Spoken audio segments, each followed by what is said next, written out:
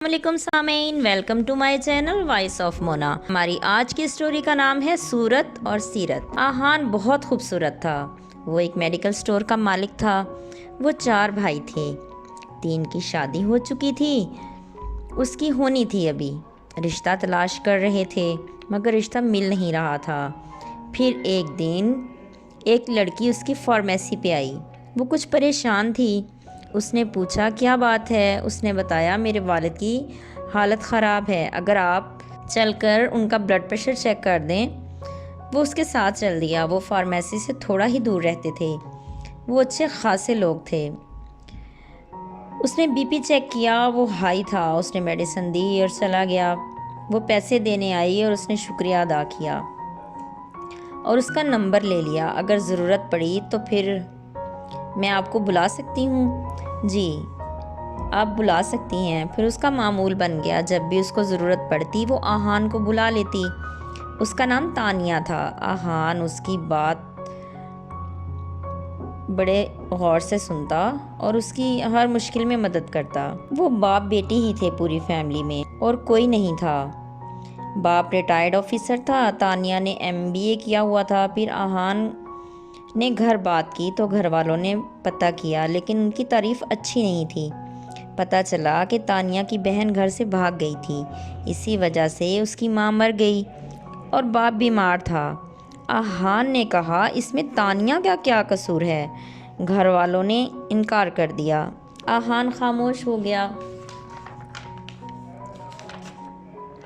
لیکن اس نے بول دیا کہ شادی نہیں کروں گا، اگر وہاں نہیں کرتے تو کہیں بھی نہیں کروں گا۔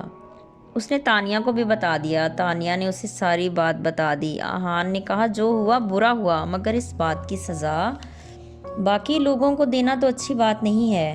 تانیہ نے کہا آپ کی صورت کے ساتھ سیرت بھی بہت اچھی ہے، لیکن ہم لوگ سزا بھگت رہے ہیں اس گناہ کی جو ہم نے کیا ہی نہیں۔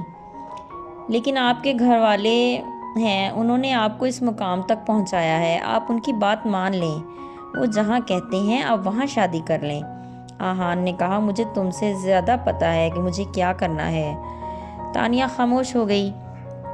آہان کے سٹور پر ایک لڑکا کام کرتا تھا، اس کا ایکسیڈنٹ ہو گیا۔ آہان ادھر مصروف ہو گیا۔ اچانک تانیہ کے ابو کی طبیعت زیادہ خراب ہو گئی۔ اس نے آہان کو کال کی، وہ آ گیا۔ ان کو ہاسپٹل لے کر جانا پڑا۔ ان کی حالت بہت خراب تھی۔ انہوں نے آہان سے کہا میری بیٹی کا خیال رکھنا، وہ جانبر نہ ہو سکے، آخری ٹائم آ گیا تھا شاید۔ اب آہان بہت پریشان تھا۔ اس نے سارا کچھ خود کیا۔ ان کو دفنانے کے بعد اس نے فیصلہ کر لیا کہ وہ تانیہ کو نہیں چھوڑ سکتا۔ دوسرے دن اس نے تانیہ سے نکاح کر لیا۔ پھر گھر والوں کو بتا دیا۔ سب نے بہت جھگڑا کیا۔ وہ اپنا سامان لے کر تانیہ کے گھر آ گیا۔ تانیہ بھی روئے جا رہی تھی۔ اس کے سارے رشتہ دار تھے نکاح میں۔ پھر سب نے کہا پتہ نہیں کیا ہوگا آگے۔ تانیہ کو بھروسہ تھا، اللہ پر بھی اور آہان پر بھی۔ جیتے رہیے، خوش رہیے۔ ملتے ہیں اگلی کہانی کے ساتھ۔